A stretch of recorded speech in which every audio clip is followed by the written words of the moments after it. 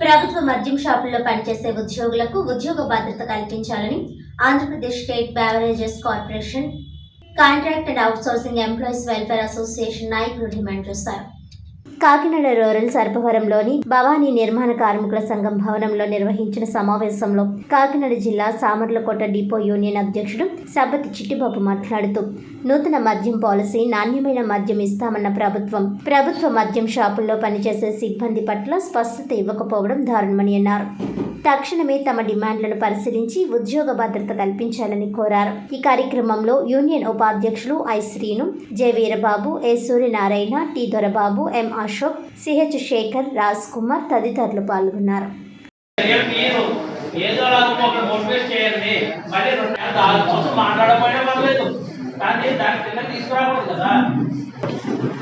ఈరోజు ప్రధాన మీటింగ్ సారాంశం ఏంటంటే 2019లో డిఎస్సి అంటే డిస్ట్రిక్ట్ సెలక్షన్ కమిటీ ద్వారా కలెక్టర్ గారు, జాయింట్ కలెక్టర్ గారు, ఆర్డీఓ గారు వాళ్ళ ద్వారా మేము రిక్రూట్మెంట్ అయ్యాం చేయండి. గవర్నమెంట్ రిక్రూట్మెంట్ ఎలా జరిగిందో అదే పద్ధతిలో మాకు జరిగింది.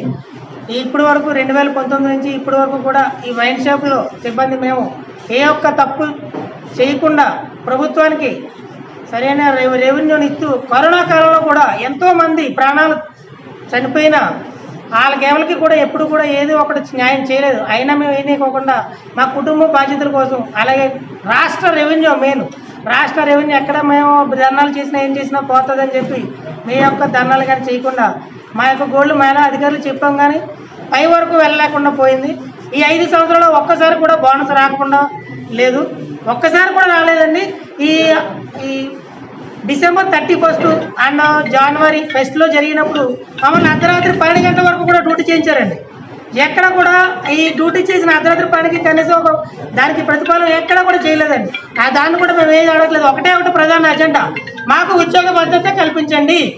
ఈ యొక్క కూటమి ప్రభుత్వం ప్రైవేట్ మర్చెంట్స్ పాలసీ వస్తుందని మాకు అనడం వల్ల మాలో ఒక అలజడి సృష్టించడం జరిగింది. పత్రిక మరియు మీడియా ద్వారా వచ్చినాయి.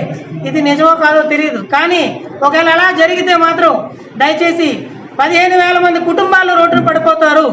కావున మా అందరికీ ఈ ఆంధ్రప్రదేశ్ రాష్ట్ర ముఖ్యమంత్రి గారు నారా చంద్రబాబు నాయుడు గారు మరియు ఉప ముఖ్యమంత్రి పవన్ కళ్యాణ్ గారు, పురంధేశ్వరి గారు కూటమి ప్రభుత్వం ద్వారా మాకు న్యాయం చేకూరుతారని మీ అందరినీ వేడుకుంటున్న సగర్వంగా మా సూపర్వైజర్ సేల్స్మెన్ తరఫున మాకు న్యాయం చేకూర్చండి, ఉద్యోగ భద్రత కల్పించండి. అలాగే శాలరీస్ కూడా మాకు అప్పటి నుంచి రిక్రూట్మెంట్ అవ్వలేదండి. మేము శాలరీస్ కూడా ఇప్పుడు మేము శాలరీస్ అడగట్లేదు. మాకు ఉద్యోగ భద్రత కల్పించండి. అలాగే శాలరీస్ కూడా కొంచెం పెంచేలా చూసి ఇలాగ మాకు చూడండి, న్యాయం చేయండి. Thank you sir.